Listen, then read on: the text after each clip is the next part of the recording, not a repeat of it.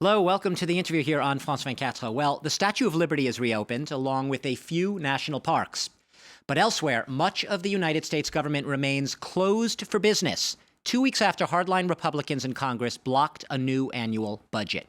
Now, they'd been demanding that lawmakers rescind what Barack Obama and his supporters regard as his crowning achievement to date, a universal health care law that was passed by both houses of Congress last year and validated by the Supreme Court. Now, Republicans have since dropped that demand, but the showdown is far from over. All eyes are now on another, perhaps even more critical deadline, and that's this Thursday, October 17th. That's the day when the U.S. government's authority to borrow money will run out, and that will put the world's biggest economy at risk of not being able to pay its bills for the first time in history. Unless, of course, lawmakers agree to do what's been routine procedure in the past, raise the debt ceiling. How'd the U.S. get to this point? And why does it seem these type of crises are happening more and more often in America? What would the founding fathers think of today's political paralysis? Well, with me now in the studio, my guest today, Alix Meyer. Thank you for being here, Alex. Thank you for having me. A U.S. Specialist, political and government specialist. You're at Sciences Po Lyon.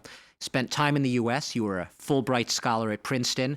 You know U.S. politics, but more importantly, for our purposes, you also know it from an outsider's perspective. I want to ask you right away, as a foreigner looking in at what's going on in the U.S. or what's not going on in the U.S., this shutdown, how does this happen? This can't happen in France. What do you think when you see this happening in the United States? Well, you got to really separate what happens from what you think should happen based on your own perspective. Looking at it from the French perspective, we tend to believe that the government should have a sufficient majority in the legislative branch to follow its really routine instructions, such as just funding the operations of the government. Mm-hmm. Under the United States Constitution, what you have is a system of checks and balances with separation of power. What this means technically is that for any law to actually pass, it needs to be adopted in exactly the same language in the House of Representatives, in the Senate, and then signed by the president. But it's gotten to the point, this isn't checks and balances right now, Alex. This is checks. There's nothing moving. That is true. And that is a function of having a divided government and a divided Congress with political parties that have become so polarized. It used to be that the Republican Party and the Democratic Party were really wide-ranging political parties with diverse ideological coalitions, so that you could have bipartisanship between Republicans and Democrats in Congress. Now, for the last 30 years or so, what we've had is each political party becoming more homogeneous, so that Republicans only vote with Republicans and Democrats only vote with Democrats, which was fine as far as it went, until you have a Republican majority in the House that needs to agree with the Democratic majority in the Senate. But doesn't it get more complicated than that? Because within the Republican Party, some people might say that the leaders of that party have lost control of their own base. And specifically, you know what I'm talking about, the Tea Party. Yes. No one can control them. Yes, and what I think is interesting from a French perspective is trying to understand what is the rationality inside the Tea Party, because there is one. If you look at those members of Congress who are pushing for really extremist positions of not negotiating with the president, what they see is that in their district, they have the necessary support. They have the people in their district pushing them towards this position, and they are doing their constituents' bidding, they think. So that it's rational for them to push this kind of it's rational politically for this group of people. But it becomes destructive for the whole party as a brand. And this is where it becomes a function of the way campaigns are financed in the United States, now that political parties as organizations have become weakened, paradoxically speaking, compared to outside groups who then start playing a very important role in lobbying groups, lobbying groups or outside groups who have a lot of funding opportunities to really have an influence on the process itself. Perhaps a disproportionate influence. But you raise another question. You use the word district. Mm-hmm. Now, for our viewers, in the House of Representatives, the lower house of Congress, the Republicans have the majority. In the Senate, it's the Democrats. those districts are drawn up in very, very weird shapes in ways, I suppose, that ensure only one candidate, and perhaps either Republican or Democrat, will ever win. That is true. There is some what we call gerrymandering going on through designing districts that only favor Republicans. Unfortunately, that's not the only reason that we've seen polarization. The other reason is that the American people as a whole tends to be sorting out, geographically speaking, in homogeneous communities, so that even if you draw perfectly square-looking districts, you would have the similar kind of problems. And you see this also because you see the same problem in the Senate, where the districts are not drawn, they are just the limits of the state. Right. So this problem of parties diverging, ideologically speaking, is very structural and very deep, actually. And I guess very hard to remedy as well. I want to throw at you a quote by a columnist for the New York Times, Paul Krugman. Listen what he wrote recently. Quote, "It's been obvious for years that the modern Republican Party is no longer capable of thinking seriously about policy. Party members believe what they want to believe, and any contrary evidence is dismissed as a hoax, the product of vast liberal conspiracies." A lot of Europeans might agree with that, maybe not a lot of Americans. Well, unfortunately, what you have is also media that has become fragmented in which certain members of a certain coalition, conservatives will only watch conservative television or listen to conservative talk show radio hosts, and likewise on the liberal side, so that you have separate niche of understanding of the world that Separate worldviews not communicating with one another.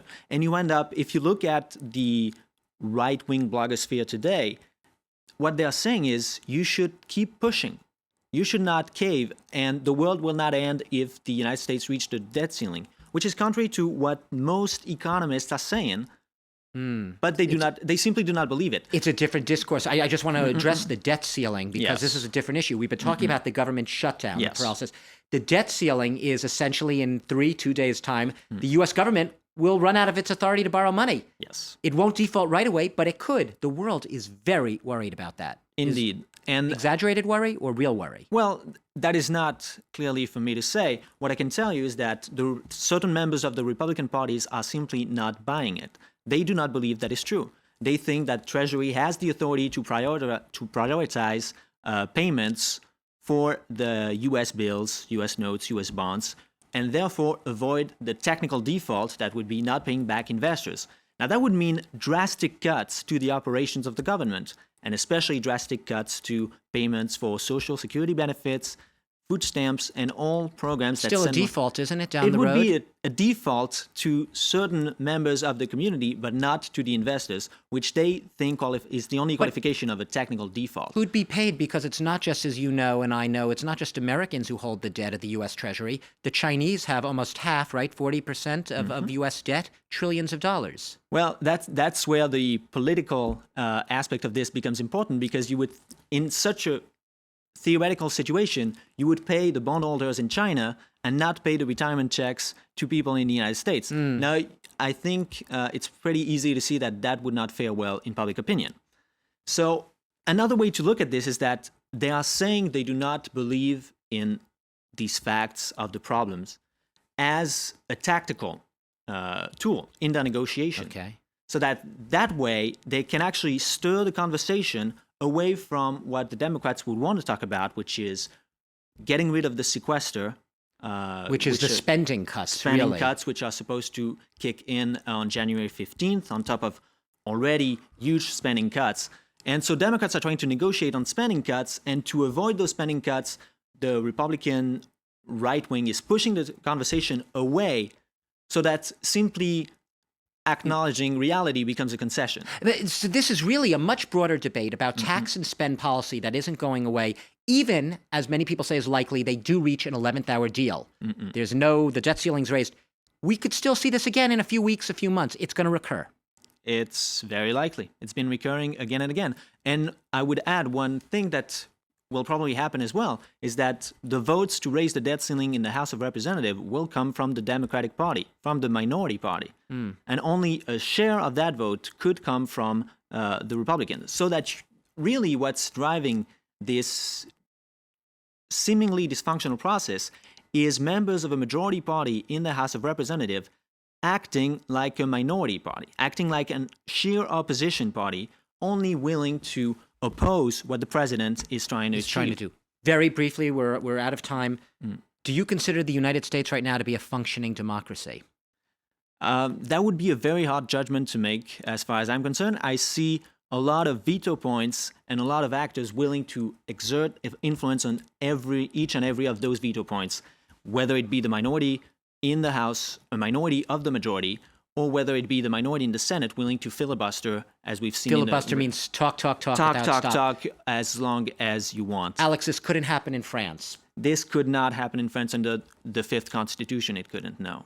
So not an argument perhaps for changing it to the French system of government, but at least some food for thought as the U.S. government remains in shutdown.